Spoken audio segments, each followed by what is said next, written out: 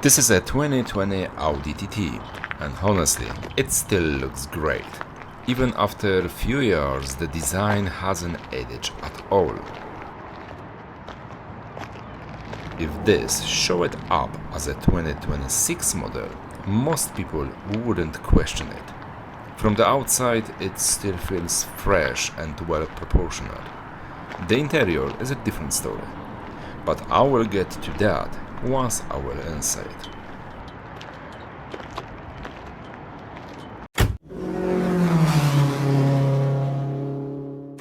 Alright guys, so let me know in the comment below what you think about this car. So and I will start from the boot capacity, and to be honest with you, who cares about the boot on this kind of car? But anyway, that's your key.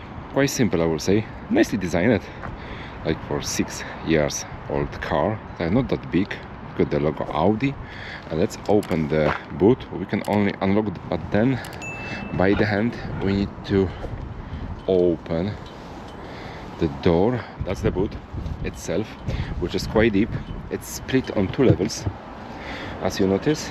Look at that, you've got lots of space, huge compartment. That's your 12-volt battery. Apart of that, you don't have any lights here because you've got a window. Anyway, as you notice, that parcel shelf is split for 2. That's the first one. Okay, that's the second one.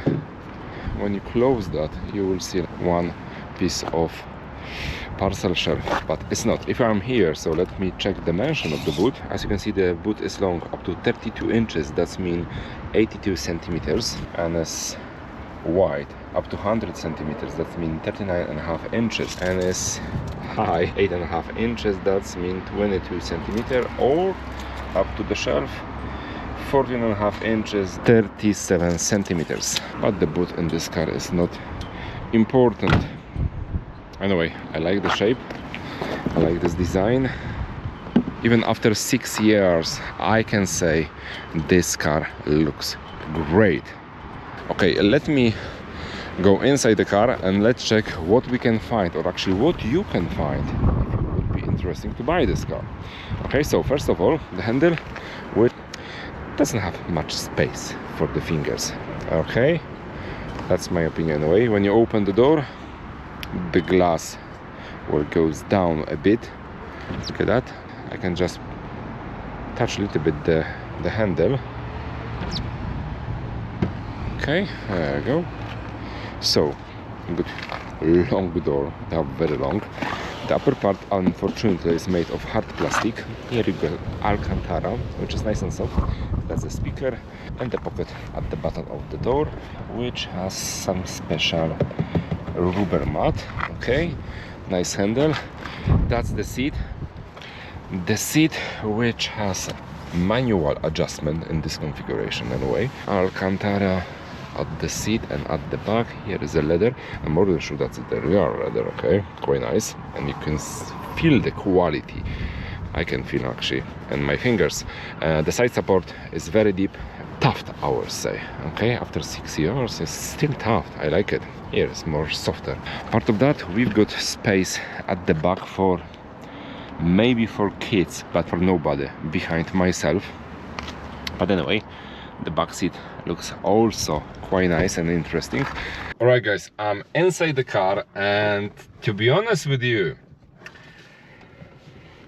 this car is 6 years old, but when you jump inside the car, you will not feel that.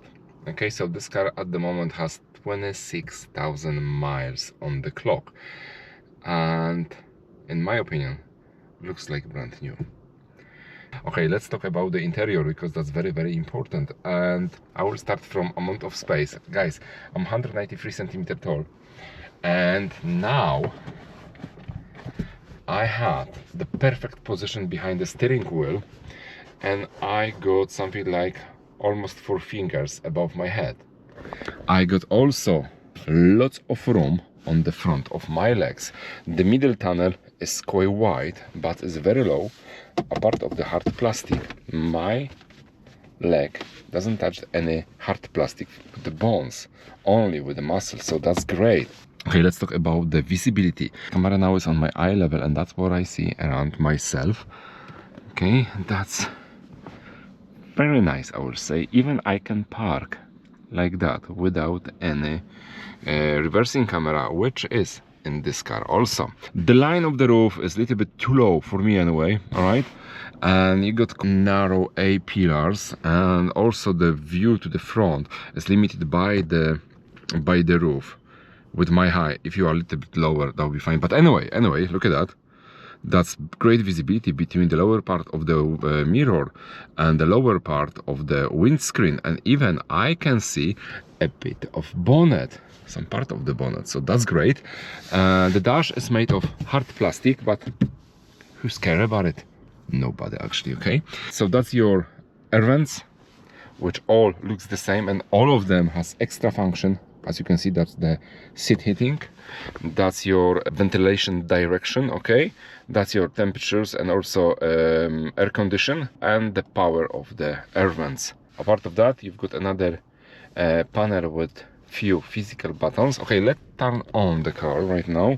So that's your start stop button, which you can press and hold.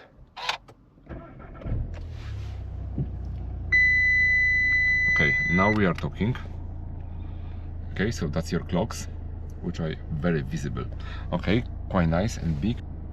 We can change them for the smaller one with more information at the front, which also we can change on that way. Okay, and to be honest with you, I know that most of the new cars today has this touch screen on the middle of the dash, when you can just change everything by your fingers, but in my opinion that's quite clever solution with that knob, which you can change whatever you want from the knob. While driving, you can change the gear also from the steering wheel. What interesting also, we've got here reversing camera, which is located between the screens. Okay, maybe the quality compared to today cars is not the same, or is not great, but it's always better to get something like that than nothing. Okay, the lines works together with the steering wheel, but unfortunately the steering wheel limited your visibility. Apart of that, the steering wheel is covered with nice leather, and I really like it, very sporty. You don't find in this car almost any piano black, something only here, but apart of that, everything is fine, quite premium, I would say. Okay, it's multifunctional, like I said before. It's very small.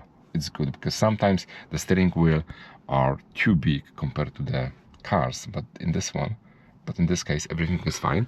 So at the upper part you will find the sign visor with the LED light. Okay, not any extra storage. So below these physical buttons you got start stop button, okay, engine, like I showed you before, your gear stick from automatic transmission, that's your extra storage with a USB standard one. You got two of them, and also aux. All right, so here you got only one cup holder.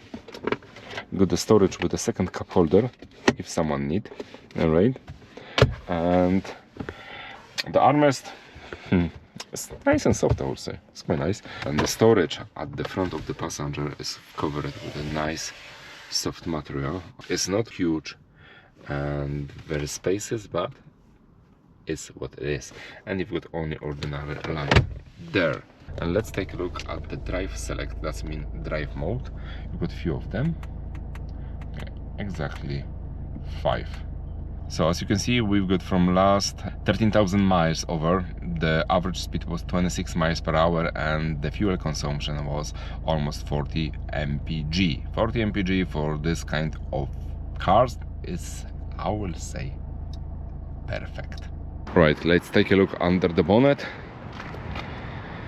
That's the TFSI engine. All details you can see right now at your screen, and just close the bonnet and let's go inside the car. Let me know in the comment below if you would like to choose this kind of car, because this is something what actually all guys wanted. All right, so I always was thinking about the sporty car. Okay, maybe not the Audi, but this one looks absolutely great. I really like it. I really like this car, guys, and especially the visibility. Okay, that's all about this model. Please let me know in the comment below what you think about this car, what you think about my review. As usual, please subscribe to my channel. Thanks for watching, take care of yourself and your forwards, and see you next time.